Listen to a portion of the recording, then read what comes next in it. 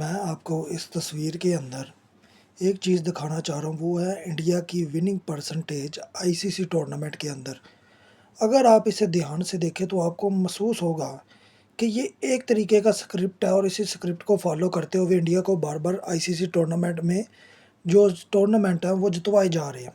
आप देखेंगे कि हम पाकिस्तानियों ने 2017 में चैंपियन ट्रॉफ़ी को इंडिया में फाइनल में हराया।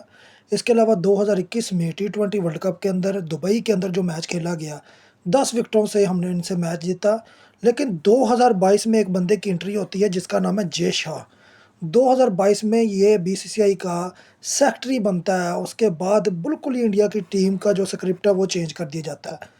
इससे पहले इंडिया छोटी टीमों से भी हारती थी, पाकिस्तान से भी हारती थी, यानी कि ऑस्ट्रेलिया से भी हार जाती थी, न्यूज़ीलैंड से भी हार जाती थी। आपको याद होगा सेमीफाइनल इंडिया वर्सेस न्यूज़ीलैंड जो लंदन में हुआ था और उसमें न्यूज़ीलैंड ने बड़े आराम से इंडिया को हरा दिया था।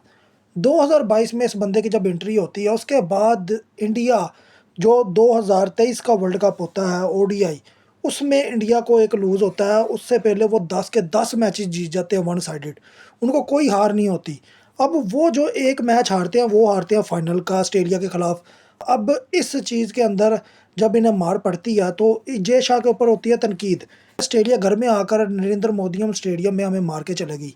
इस तनकीद के बाद जय शाह खड़ा होता है एक सेरेमनी के अंदर, वो कहता है कि जी अभी 1 साल पड़ा होता है टी20 वर्ल्ड कप के अंदर। वो कहता है जी हम अमेरिका और वेस्ट इंडीज़ के अंदर जो टी20 वर्ल्ड कप होगा, हम उसका फाइनल खेल लेंगे। उसने डायरेक्ट ये बात कह दी और हम उसको जीतेंगे। हम उसको जीतेंगे, हम इस हार को बुलाएँगे।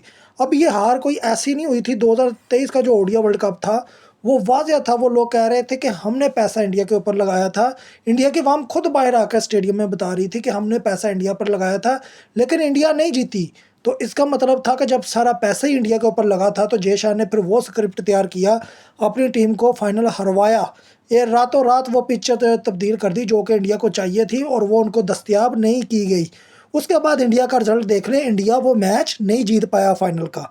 ये मैं आपको समझाना चाह रहा हूँ। उसके आगे की जो मैं स्टोरी बता रहा था, वो ये थी कि उसके बाद जो बारबाडोस था, उधर जो फाइनल हुआ साउथ अफ्रीका के खिलाफ, वो आपके सामने था कि किस तरीके से इंडिया को क्वालीफाई कराया गया, किस तरीके से साउथ अफ्रीका को उसमें हार दी गई, किस तरीके से डेविड मिलर का कैच बाउंड्री के बाहर पकड़ कर भी इंडिया जीत गया। जय शाह का वो स्क्रिप्ट टी20 वर्ल्ड कप जीतने का।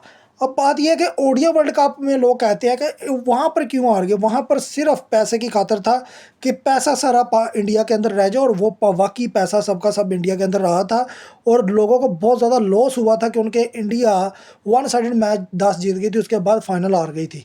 अब उसके बाद क्या होता है कि 2025 में जी चैम्पियन ट्रॉफी होती है।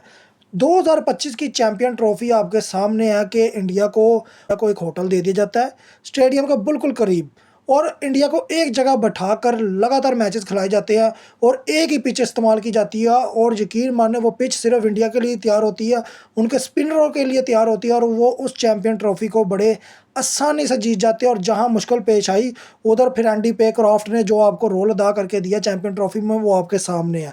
अब बात मैं टू द पॉइंट फिर कर रहा हूँ कि 2026 में टी20 वर्ल्ड कप होता है। उसका तो मैं कहता हूँ तिया पांचा सबको पता है कि क्या कुछ नहीं हुआ इस टी20 वर्ल्ड कप में। हर तरीके से हर टीम को क्वालिफाई कराकर पीछे रखवाया गया, जिसकी ज़रूरत ना महसूस हुई उसको भी बाहर निकाल दिया गया। चाहे वो इंडिया हो, चाहे वो श्रीलंका हो, चाहे वो 2 सेमीफाइनल इंडिया लेकर जाने हो, वो पूरा प्लान उनका पहले से तैयार था और उसी स्क्रिप्ट को दोहरा दिया गया। अगर इतने ही इंडिया के प्लेयर्स अच्छे होते तो मेरे ख्याल में जो 2017 का चैंपियन ट्रॉफी का फाइनल था, उसके अलावा 2021 में जो हमसे वो टी20 वर्ल्ड कप का मैच हारे थे 2021 में, तो मेरे ख्याल में उस वक्त फिर हमें ये चीज़ें देखने को ज़रूर आती।